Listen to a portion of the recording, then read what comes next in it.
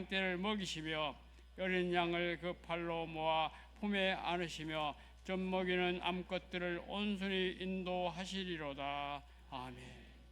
함께 봉독하는 말씀 가지시고 베들레헴에서 들려오는 회복의 노래라는 제목으로 목사님 말씀 전해주시겠습니다.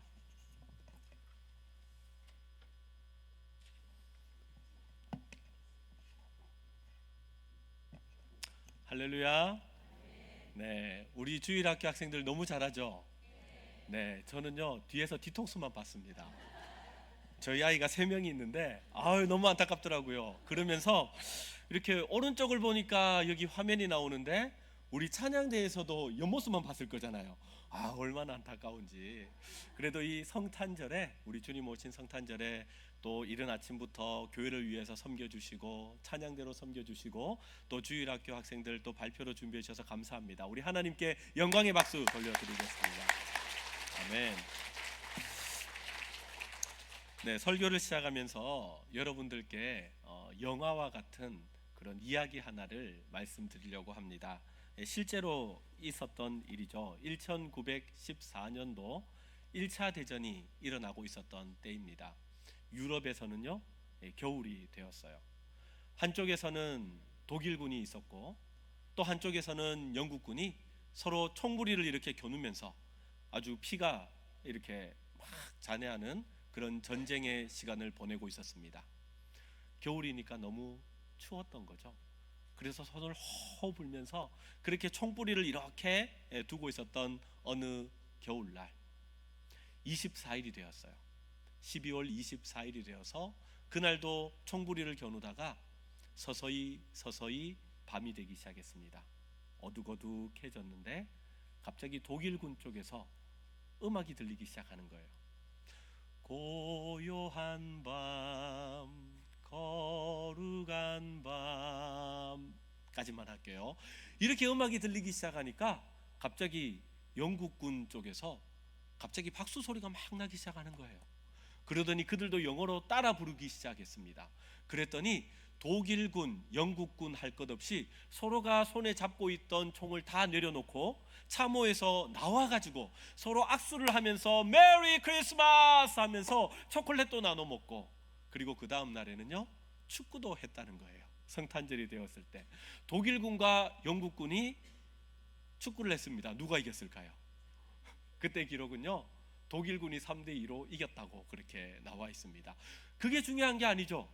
서로 죽이려고 하는 그런 전쟁의 무시무시한 상황 속에서 그 전쟁을 그치게 하고 그 가운데, 그 전쟁 가운데 평화가 임하게 된 이유가 무엇입니까? 평화의 왕이 오셨다. 그 찬양 가운데, 그 말씀 가운데, 그 참호와 같은 그 무서웠던 그것 가운데 참된 평화가 그것 가운데 임했다라는 것이 역사의 기록 가운데 있어요. 그것을 가지고 역사는 크리스마스의 기적이라는 제목으로 역사는 남아 있습니다. 여러분, 그런 것 같아요. 우리도 인생을 살아가는 가운데 많은 전쟁이 있는 것 같습니다. 삶 가운데 많은 전쟁이 있지 않습니까? 치솟는 물가 때문에 싸우는 경제적 전쟁이 있습니다. 또 약해진 몸을 붙들고 씨름하는 질병과의 전쟁도 우리 가운데 있습니다. 그리고 앞날을 전혀 알 수 없는 그런 불안함의 전쟁도 우리는 살아가면서 싸우고 있습니다. 생각해보면 우리의 삶 가운데 모든 것들이 다 전쟁인 것 같아요. 여러분, 우리 개인적으로는 어떻습니까? 오늘을 살아가는 우리도 그렇게 느끼는 것 같습니다. 입술로는 성탄을 축하합니다, 할렐루야 하지만 우리의 얼굴을 이렇게 가만히 이렇게 얼굴을 쳐다보고 있으면, 이야, 진짜 최고의 선물로 오신 예수님으로 인해서 얼굴이 정말 밝은 게 아니라 얼굴이 시무룩하게가 이래가지고 이렇게 있을 때가 참 많은 것 같아요. 여러분, 그렇죠? 팍팍한 인생살이 가운데 우리에게 정말 웃음을 주고 기쁨을 주는 소식보다 우리를 암울하게 하고 힘들게 하는 소식이 많은 것 같습니다. 그러나 여러분, 우리가 기억하셔야 될 것이 있습니다. 이 성탄의 기쁨은요 역설적이게도 가장 힘들고 가장 미래가 없고 가장 불투명한 이 사람들을 위해서 선포되었다는 말씀이에요. 오늘 본문은 이사야 선지자죠. 이사야 선지자가 오늘 말씀을 전하면서 장차 메시아가 오실 것이다, 희망을 가져라 라고 말씀을 선포할 때 이때 이스라엘 사람들의 상황은 어떠했나? 하나님의 말씀대로 따르지 않아서 그들은 나라가 멸망당했습니다.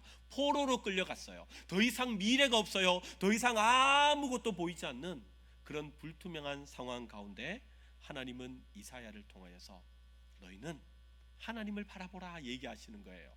왜 그렇습니까? 하나님을 바라보면 우리에게 주님은 희망을 주시는 줄 믿습니다. 그러니까 슬퍼하지 말고 답답해하지 말고 하나님을 바라보라. 이 이사야 선지자의 외침이 성탄 이 아침 우리 주님의 나심을 찬양하며 경배하는 우리 모든 성도님들 가운데 함께 하시기를 주의 이름으로 축원합니다. 그렇다면 우리가 바라보아야 할 하나님은 어떤 하나님인가? 첫 번째는요, 우리에게 오실 메시아는 능력의 팔로 세상을 통치하시는 강한 자가 되신다라고 이사야 선지자는 말씀합니다. 오늘 말씀 10절을 우리 함께 한 목소리로 읽겠습니다. 시작. 보라, 주 여호와께서 장차 강한 자로 임하실 것이요 신이 그의 발로 다스리실 것이라. 아멘. 여러분들은 성탄절 그러면 뭐가 떠오르십니까? 하얀 눈이 내리는 그런 성탄절. 부산에 눈 오면 큰일 나잖아요, 그죠? 온 도시가 이렇게 마비가 되잖아요, 그죠? 또 성탄절 그러면 뭐가 떠오르시죠? 예쁜 트리가 또 떠오르기도 할 것 같습니다. 무엇보다 성탄절 그러면 우리 그리스도인들이 제일 많이 떠오르는 것은 그 베들레헴의 말구유에 누이신 그 예수님, 그 아기 예수님, 그 예수님의 모습이 떠오르지 않습니까? 그런데 오늘 말씀을 보면요, 우리에게 역설적인 이야기를 합니다. 우리는 그 예수님 그러면 아기 예수님, 말구유에 누이신 작은 예수님을 생각하지만 이사야 선지자는 그 아기 예수님이 어떤 분인가? 아주 울퉁불퉁한 근육을 가진 능력의 팔을 가지신 그런 강한 자이신 예수님이다 라고 우리에게 말씀하는 거예요. 친히 그의 팔로 다스리실 것이다 라고 말씀하잖아요. 여러분, 영국에 가면 한 박물관이 있는데 그곳에 강철 갑옷을 입었던 그 하나의 갑옷이 전시되어 있다고 합니다. 그 밑에 가면은 내용이 기록되어 있는데 이 강철 갑옷은 뭔가? 그 시대 가운데 가장 강력했던 그 군사가, 가장 힘이 셌던 군사가, 가장 많은 공을 들였던 그 군사가 입었던 강철 갑옷이라는 거예요. 사람들은 지나가면서 그 내용을 보면서 와, 진짜 이 군사는 힘이 셌겠네, 능력이 있었겠네, 전쟁에 나가면 늘 승리를 했겠네, 대단하다라고 생각하며 지나가겠죠. 그런데 아무리 힘이 있고 능력이 있고 대단하더라도요, 시간이 지나면 강철은 녹이 슬게 되어 있습니다. 아무리 힘이 있고 능력이 있어 보여도 그것은 아무 누구에게도 힘을 쓸 수 없는 그저 오래 지나가 버린 그냥 강철일 뿐입니다. 그런데 여러분, 오늘 성경이 말씀하는 예수님의 팔은 그렇지 않아요. 예수님의 팔은 능력의 팔인 줄 믿습니다. 이 팔이 얼마나 힘이 세는지 지금도 2700여 년 전에 선포했던 그 예언의 말씀이지만 여전히 주님의 그 팔은 우주를 주장하시고 우주를 움직이시고 그 바다도 가르시는 능력의 팔이 우리 주님의 팔인 줄 믿습니다. 여러분, 저희 집에 아들이 셋이 있는데 저희 아들들은 어릴 적부터 누구를 좋아했는지 하면 엄마를 되게 좋아했습니다. 엄마를 그렇게 좋아하더라고요. 그런데 저희 아이들 셋이 공통적으로 밖에 나가면 꼭 붙드는 팔이 있습니다. 누구 팔일까요? 아빠 팔을 그렇게 붙들더라고요. 그래서 저는 밖에 나가면 기분이 너무너무 좋더라고요. 왜 아이들은 저의 팔을 붙잡고 나갈까요? 힘이 세 보이니까요, 그죠? 엄마보다 힘이 세 보이니까요. 혹여나 가다가 무시무시한 개가 나온다? 아빠가 팔을 팍 이렇게 박으면 엄마보다 팔이 힘이 세 보이니까요. 혹여나 갑자기 넘어야 될 길이 갑자기 생겼다면 아빠가 팔을 가지고 번쩍 들어가지고 이렇게 내려놓을 수 있으니까요. 아이들과 바닷가를 갔습니다. 바닷가 가서 아이들이 이렇게 바다가 이렇게 막 이렇게 파도가 치는데 자기들끼리 놀고 있는 거예요. 그러다가 조금 큰 파도가 왔습니다. 아이들이 어떻게 됐을까요?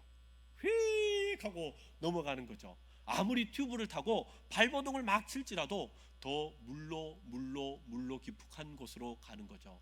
그때 아이들이 붙잡아야 할 게 무엇이겠습니까? 아빠의 팔이죠. 아빠의 팔이죠. 아빠가 번쩍 들면요, 파도가 아무리 쳐도 밑으로 슝 하고 지나가는 것이죠. 여러분, 우리의 삶 가운데도 파도가 있지 않습니까? 내가 넘어서지 못하는 그런 엄청난 파도가 오면 여러분, 우리는 어떻게 해야 됩니까? 그 파도를 이길 수 없어서 아무리 내가 살아보려고 발버둥 치고 발버둥 쳐도 물로 들어갈 뿐입니다. 그때 우리가 붙들어야 할 것은 우리 주님의 능력의 팔인 줄 믿습니다. 주님의 팔에는 능력이 있어요. 이 세상을 주관할 수 있는 능력이 있는 팔이라고 했습니다. 그래서 우리가 볼 때 예수님은 힘없는 아기처럼 오신 것 같아도 여러분, 그렇지 않아요. 이 세상을 다스리시고 이 세상을 운영하시는 능력의 팔로 오시는 분이 우리 주님이십니다. 여러분, 우리 미래가 불안하다고요? 내가 질병으로 인하여서 힘들어한다고요? 그럼에도 우리가 붙들어야 할 것은 주님의 능력의 팔인 줄 믿습니다. 주님은 말씀으로 이 세상을 다 만드셨어요. 그것뿐만 아니죠. 주님은 그 손을 가지고, 흙을 가지고 사람을 아주 정교하게 만드셨습니다. 우리를 만드신 주님께서 우리를 고치지 못하시겠습니까? 그 능력의 팔이 우리와 함께 하십니다. 이번 성탄절은 여러분, 내 힘을 빼세요. 내 힘을 빼십시오. 그리고 주님, 그 주님의 능력의 팔로 우리를 붙들어 주시옵소서. 주님께서 붙들어 주실 때 우리는 참된 세상이 알 수 없는 평화가 우리 가운데 임할 줄 믿습니다.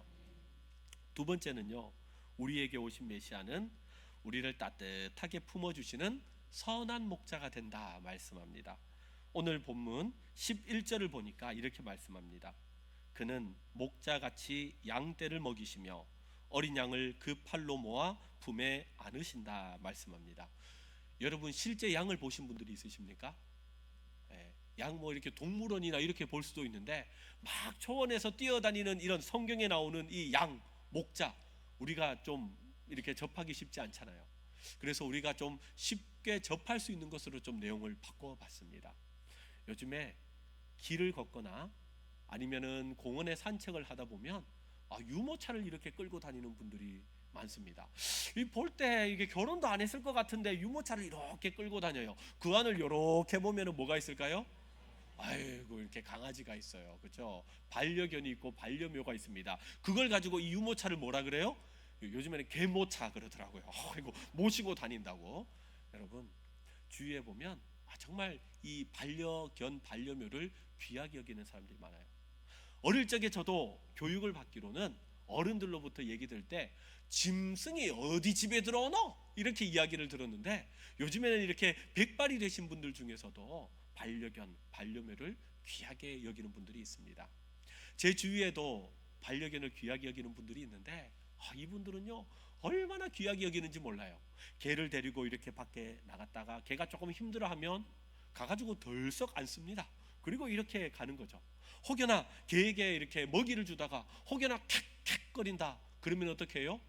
눈썹이 휘날리도록 잡고 병원을 가는 겁니다. 그런데 병원비가 쌉니까? 개는 의료보험도 안 되잖아요. 그래서 주사를 맞든지 약을 하면 돈이 수십만 원이 들어갑니다. 혹여나 수술을 한다 그러면 수백만 원이 들어갑니다. 사람들이 보면요, 아유, 뭘 그렇게 짐승에게 돈을 쓰냐고, 이웃을 좀 도와주라고, 아니 다른 데 좋은 곳으로 사용하라고. 그런데 주인인 사람들은 한결같이 뭐라 그래요? 그럴 수가 없다는 거예요. 내 가족이라는 거예요. 내 자식이라는 거예요. 어떻게 사랑하는 이 대상을 두고 그렇게 쉽게 생각할 수 있냐는 거예요. 여러분, 사람은 그래요. 여러분, 우리 모두는 그래요. 내가 사랑하는 대상이 있고 내가 사랑하는 그 무엇인가 있으면, 내가 사랑하는 가족이 있으면 내가 좀 못 먹더라도 좋은 것 해주고 싶어요. 내가 좀 갖추지 못할지라도 그것이라도 내가 더 좋은 것을 주고 싶은 마음이 사랑하는 마음이 가지고 있는 생각 아니겠습니까? 오늘 말씀에서 주님은 선한 목자가 된다고 말씀하세요. 선한 목자가 되시는 주님은 우리를 모두 다 알고 있다고 말씀합니다. 이름도 알고 있다고 말씀합니다.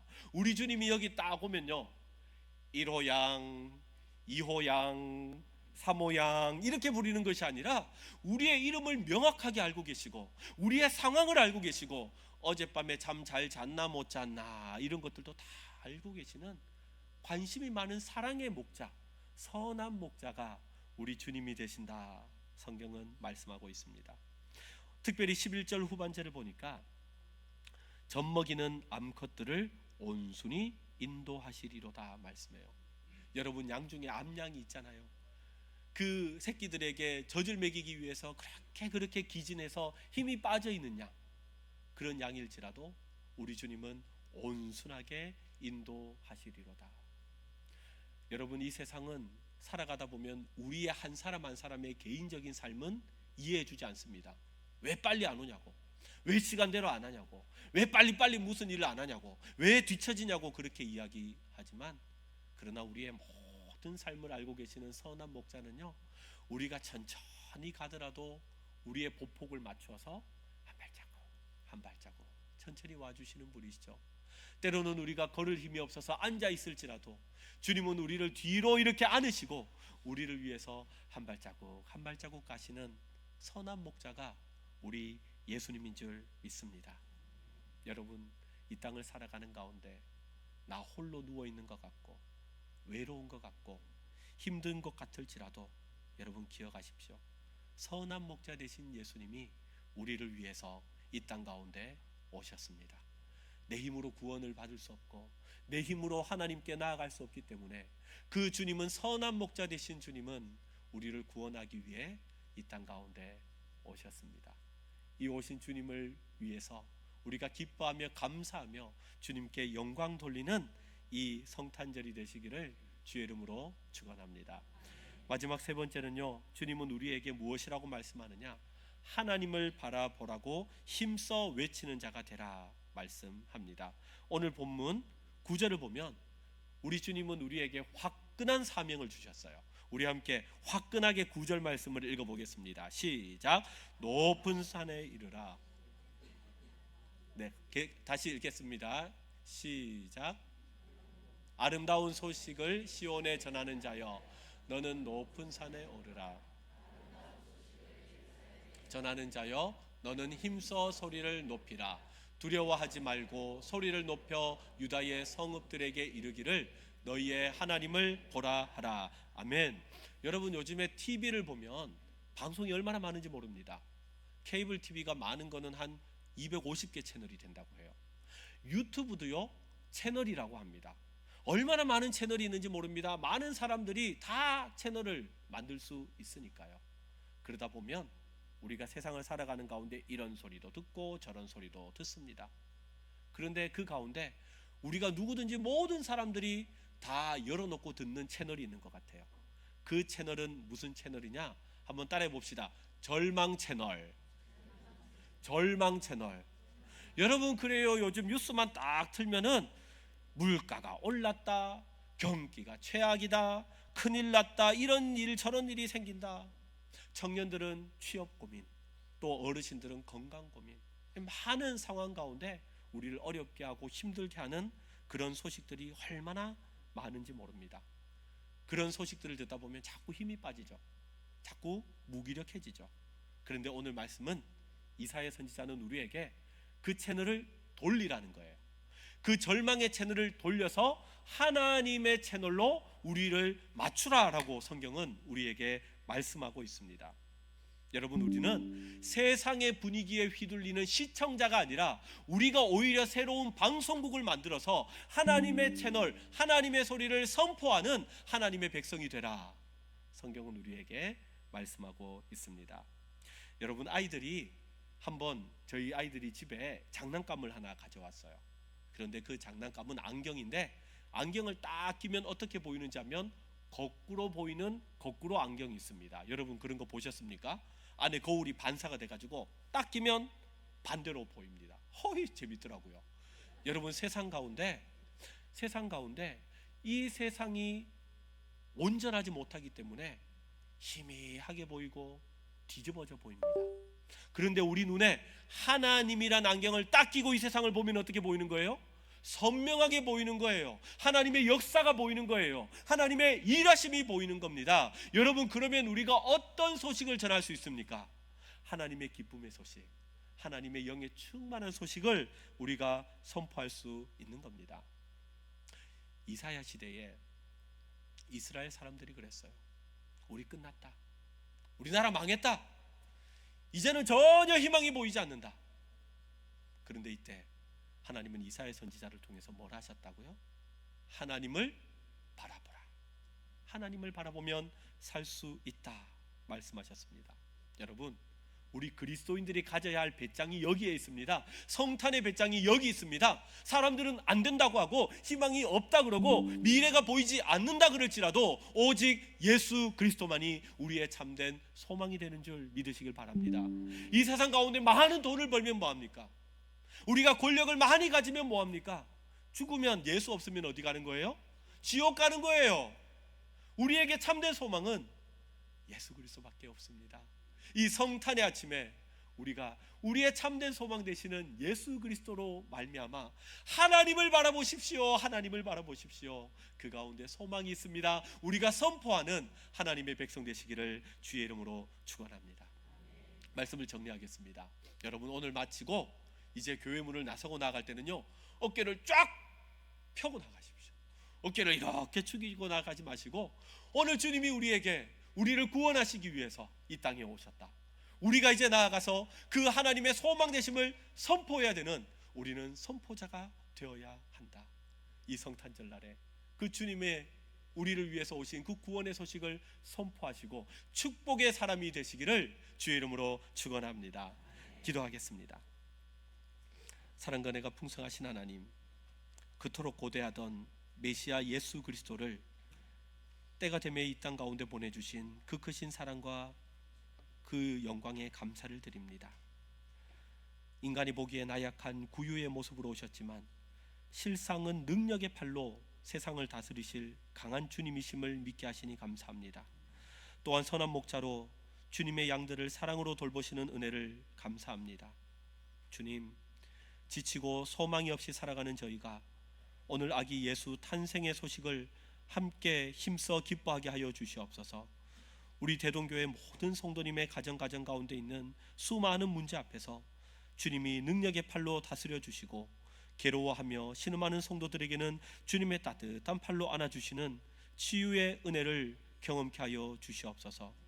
우리가 높은 곳에서 담대하게 이 아름다운 성탄의 소식을 전하는 복음의 전령이 되게 하여 주시옵소서. 지금은 우리를 구원하시기 위하여 하나님의 아들이심에도 불구하고 낮고 낮은 이 땅 가운데 오셔서 우리의 참된 소망이 되시는 우리 주 예수 그리스도의 무한하신 은혜와 하나님 아버지의 한량없는 사랑하심과 성령님의 감화 감동 역사 함께 하심이 그 크신 능력의 팔을 붙들고 세상 가운데 불안함과 불편함이 있으나 그러나 하나님을 바라보라, 하나님을 바라보라, 그 크신 팔로 다스리시는 하나님을 바라볼 때 우리의 생각이 바뀌고 우리의 잘못된 시각이 바뀌어서 하나님 안에서 참된 평안을 누리고 이제는 그 소식을 선포하기를 소망하는 사랑하는 모든 대동교회 성도들 머리 위에, 그 가정 위에 이제로부터 영원토록 항상 함께 있을지어다. 아멘.